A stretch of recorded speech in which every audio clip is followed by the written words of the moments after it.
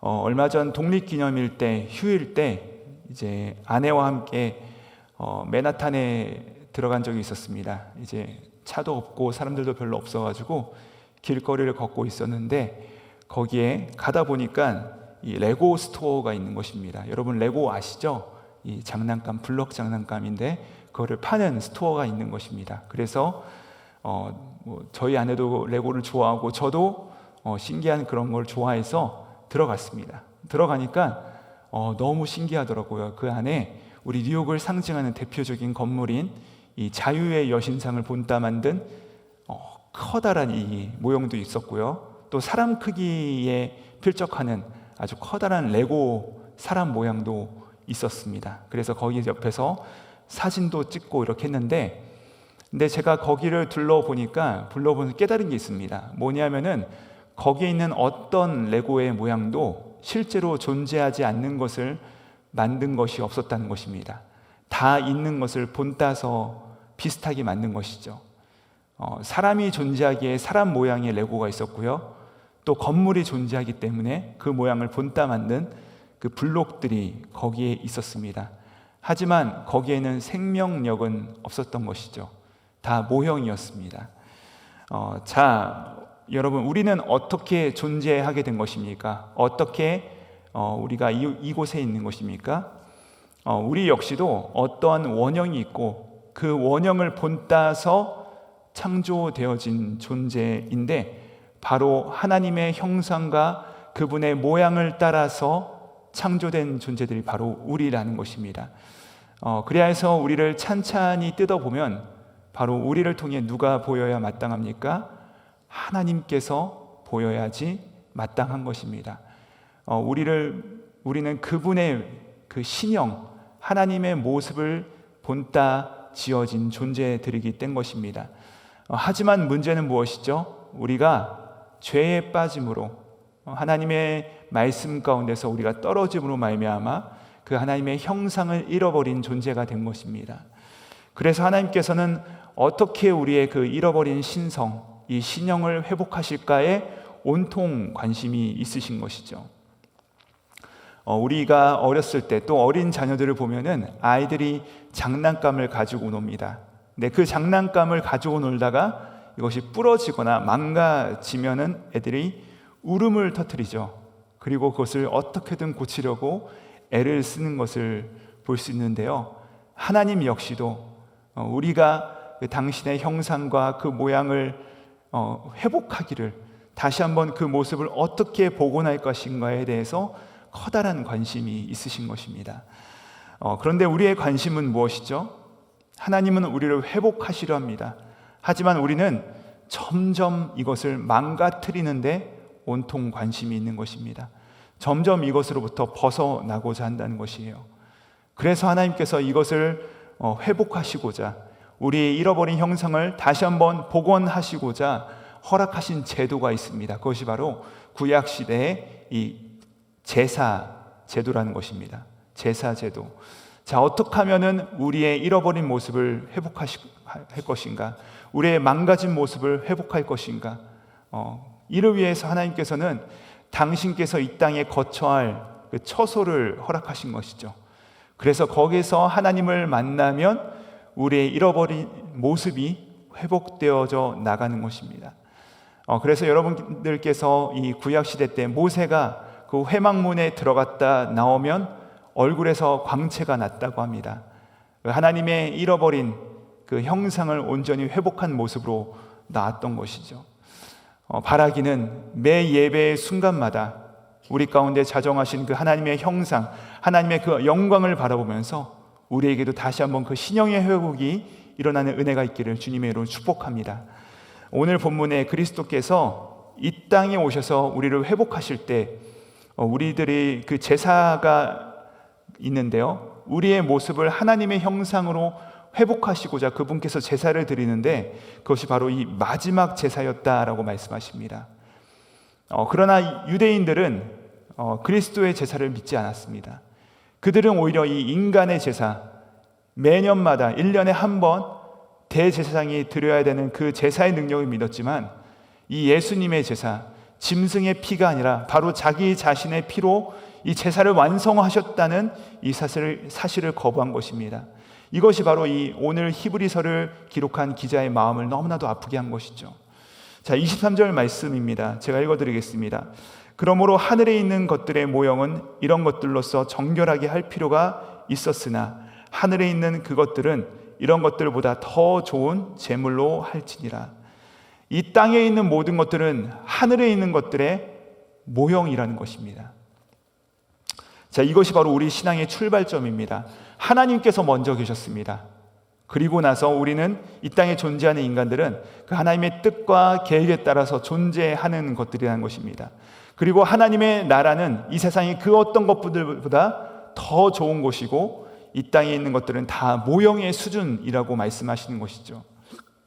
여러분, 우리가 이 땅에 있는 것들이 모형이라는 사실을 잊으시면 안 됩니다. 이 땅에 있는 것들이 원형이 아닙니다. 우리가 어렸을 때는요, 실제로 존재하는 것보다 레고 모형이 우리 가운데 더 소중하게 느껴집니다. 우리가 어렸을 때는요, 이 미니카 모형이 실제 자동차보다 더 소중하게 여깁니다. 그러나 여러분, 어른이 되어간다는 것은 무엇입니까? 어른이 되어간다는 것은 모형이 아니라 원형을 추구한다는 것이죠. 어렸을 때는 인형을 소중하게 여겨서 손에 쥐고서 이 잠을 잘 수 있지만 어른이 되어서는 그런 모형에 몰두하는 삶을 살아서는 안 된다는 것입니다. 모형은 원형의 가치를 절대로 뛰어넘을 수 없기 때문에 그렇습니다.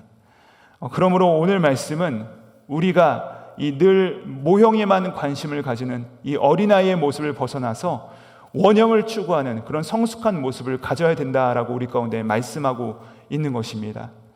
우리가 왜 이렇게 가짜에 만족하고 이 모형을 추구합니까? 원형이 존재합니다. 원형이 분명히 우리 가운데 있다는 것입니다. 하지만 우리는 모형을 손에 들고 애지중지하는 모습을 버리지 못한다는 것이죠. 하지만 오늘 히브리서의 기자는 우리 가운데 더 좋은 것이 있다, 더 원형이 있다라고 우리 가운데 말씀하고 있는 것입니다.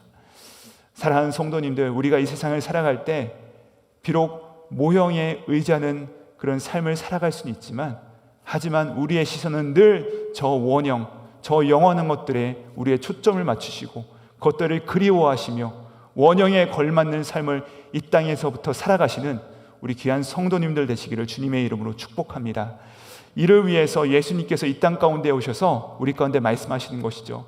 이제 장난감 노릇하는 우리 인생의 종지부를 딱 찍고 이제 하늘나라의 참 소망을 가지도록 우리 가운데 말씀하시는 것인데, 이를 위해서 1년마다 드리는 제사가 아니라 단 한 번 제사를 드리시는데 그 이유가 무엇입니까? 바로 종말이 가까웠기 때문에 그렇습니다. 마지막 날이 가까웠다는 것입니다. 그것이 바로 24절부터 25절에 나오는 말씀인데요, 우리 함께 읽어보시도록 하시겠습니다. 24절 25절 말씀입니다. 그리스도께서는 참 것의 그림자인 손으로 마는 성소에 들어가지 아니하시고 바로 그 하늘에 들어가사 이제 우리를 위하여 하나님 앞에 나타나시고 대제사장이 해마다 다른 것의 피로써 성소에 들어가는 것 같이 자주 자리를 드리려고 아니하실지니. 예수님께서 이 땅 가운데 오셔서 레위 지파의 반차를 따라 오시지 않으셨습니다. 그분께서는 일부러 그렇게 선택하신 것 같습니다. 오히려 유다 지파의 반차를 따라 이 땅 가운데 오셨고, 그리하여서 그분은 대제사장의 직무를 이 땅 가운데 행하지 않으셨어요. 예수님은 단 한 번도 지성소 가운데 들어가신 적은 없으십니다. 왜 그렇습니까? 그 이유가 26절에 나오는데 이렇게 말씀하십니다. 그리하면 그가 세상을 창조한 때부터 자주 고난을 받았어야 할 것이로되 이제 자기를 단번에 제물로 드려 죄를 없이 하시려고 세상 끝에 나타나셨느니라. 예수님께서는 인간 대제사장과 같이 매년마다 제사를 드리려고 이 땅 가운데 오신 것이 아닙니다. 만약 그랬다면 오늘 말씀에 나오는 것처럼 예수님께서는요, 이 세상이 창조된 후로부터 매년마다 다시 한번 십자가를 지셔야 되는, 십자가에 매달리셔야 되는 그런 고난을 계속해서 감당하셨어야 되는 것입니다. 그런데 그것이 아니라 예수님께서는 단번에 제물을 드려서 이제 이 세상 가운데 제사를 종식하시기 위해서 마지막 때에 이 종말의 때, 오늘 말씀에 보면 세상 끝에 나타나셨다라고 말씀하고 있는 것입니다. 여러분, 이 말씀이 우리 가운데 얼마나 경종을 울리는 말씀입니까? 이분이 오심으로써 세상은 이제 그 끝을 향해서 나가고 있다라고 우리 가운데 말씀하시는 것입니다. 이 종말이 공식적으로 선언된 것입니다. 그분의 제사로서 이 종말이 우리 가운데 다가오고 있다라고 말씀하신 것이죠. 그래서 예수님께서 하시는 그 많은 비유들 가운데 임금님의 그 비유가 있지 않습니까? 어떤 비유입니까? 그 임금이 잔치를 벌여놓고 사람들을 초청합니다. 나의 잔치에 다 와라 라고 사람들을 보내서 초청을 합니까? 하니까 그 사람들이 뭐라고 합니까? 나는 밭을 사서 당신의 잔치에 참여하지 못합니다. 나는 결혼을 해서 장가를 가서 그 잔치에 가지 못합니다. 나는 이 비즈니스가 있어서 이것을 처리해야 돼서 당신께서 부르는 잔치에는 참여하지 못합니다 라고 하는 것입니다. 그렇게 왕의 초대에 응하지 않자 이 왕이 화가 나서 종들을 시켜 어떻게 합니까? 이제는 너희가 다 나가서 곳곳에 나가서 길거리에 나가서 아무나 데리고 와서 이 자리를 채우라 라고 명령하지 않습니까? 여러분, 이것이 바로 예수님께서 이 땅 가운데 오신 이후에야 가능해진 것입니다. 예수님께서 이 땅 가운데 오심으로 말미암아 하나님께서 오라 하셨지만 오지 않았던 자들, 바로 이 유대인들, 그들을 향하여서 이제는 그들이 아니라 아무나 다 예수님께서 이 땅 가운데 오심으로 다 그분의 잔치에 올 수 있게 됐다라고 말씀하시는 것이죠. 그래서 그분께서 뭐라고 말씀하십니까? 수고하고 무거운 진진 자들아, 아무나 다 내게로 오라. 다 내게로 오라. 또 뭐라고 하십니까? 누구든지 목마르거든 아무나 내게로 와서 다 마셔라 라고 말씀을 하시는 것입니다. 이것이 바로 이 마지막 시대 가운데 주시는 사인이라는 것입니다. 이제는 시간이 되어서 잔치 자리를 채워야 되는데 이렇게 많은 자리가 남아 있으니까 다 와서 이 하나님 나라의 잔치 가운데 참여하라는 것입니다. 오겠다고 하는 자들은 다 데리고 오라는 것입니다. 이것이 바로 예수님께서 이 땅 가운데 하나님의 초대장으로 오신 사건이라는 것이죠.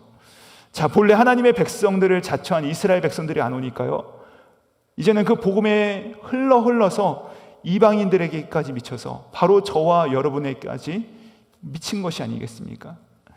이 얼마나 큰 기회이고 커다란 감격의 시간들입니까? 이것이 바로 예수님께서 단번에 제사로 드리셨기 때문에 우리가 가능하게 된 사건이라는 것입니다.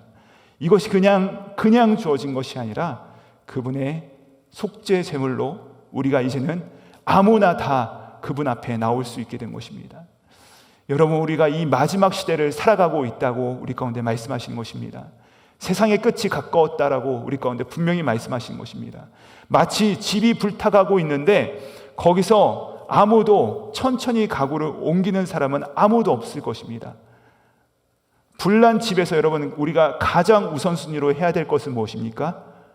생명 살리는 것입니다.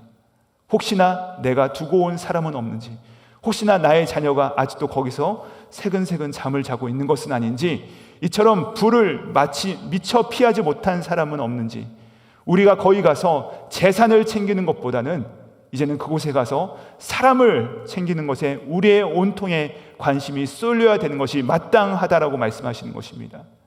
여러분, 우리는 이 생명을 구하는 일을 우선순위에 두어야 된다라고 오늘 말씀하시는 것이죠. 우리의 관심이요, 이 세상의 모형, 이 세상의 물질이 아니라 사람의 영혼에 맞춰져야 된다라고 말씀하시는 것입니다. 그것이 바로 우리가 이 세상을 살아가는 이유가 한 사람이라도 더 구원하여서, 더 초청하여서 주님의 목적과 합치는 삶을 살아야 된다라고 우리 가운데 말씀하시는 것이죠. 이를 위해서 우리가 전해야 될 메시지가 무엇입니까? 27절 말씀인데 우리 함께 읽도록 하시겠습니다. 함께 읽습니다. 시작.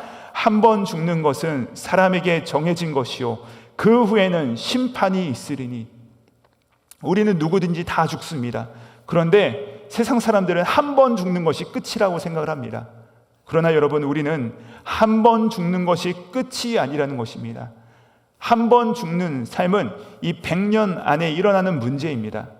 하지만 그 다음에는 이 영생과 영벌의 갈림길을 우리를 기다리고 있다는 것은 우리는 분명히 아는 자들이라는 것입니다.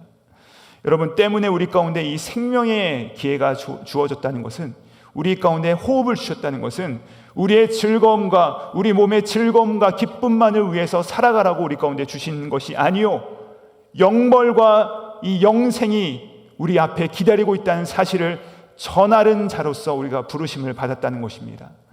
마지막으로 우리 함께 28절 말씀 읽고 마치도록 하시겠습니다. 함께 있습니다. 시작. 이와 같이 그리스도도 많은 사람의 죄를 담당하시려고 단번에 들이신 바 되셨고 구원에 이르게 하기 위하여 죄와 상관없이 자기를 바라는 자들에게 두 번째 나타나시리라. 아멘. 여러분, 이것이 바로 초대교회 성도들의 인사말이 아니었습니까? 마라나타, 마라나타. 주 예수여 오시옵소서. 주 예수여 우리 가운데 다시 나타나시옵소서. 두 번째 나타나시옵소서. 왜죠? 그분의 재림, 오늘 말씀의 표현에 따르면 이 두 번째 나타나심은 영생과 영번이 바로 이루어지는 사건이고, 그때야 두 번째 그 삶이 시작되는 사건이고, 이 사실을 그들은 확신했기 때문에 이들은 마라나타라고 확신 있게 인사할 수 있었던 것입니다. 사랑하는 성도님들, 많은 사람의 죄를 담당하시려고 자기 자신을 단번에 들이신 예수 그리스도의 그 십자가, 그 용서의 효험을 믿으시고 그분께서 우리를 특별히 용서하셨다는 사실을 믿으시고 오늘도 그 용서에 합당한 삶을 살아가시기를, 그 용서의 초청에 합당한 삶을 살아가시기를, 그 능력이 우리 가운데 주어지시기를, 그 능력으로 담대하게 승리하시기를 주 예수 그리스도의 이름으로 축복합니다. 기도하시겠습니다. 하나님 아버지, 예수 그리스도를 보내사 단번에 자신을 들이심으로 본래 자격 없던 우리를 하늘 잔치에 미리 초대하시고 이제는 한 번 죽는 인생 그 너머를 기대할 수 있는 자 삼아주심을 인하여 주님을 찬양합니다. 주님, 이 땅 가운데 매인자처럼 살아가지 않게 하여 주시고 우리가 자유인이나 자발적인 종으로 주인의 뜻을 헤아려 오늘 하루도 생명을 살리는 자로 승리할 수 있도록 붙잡아 주시옵소서. 감사드리오며 거룩하신 예수님의 이름으로 기도합니다. 아멘.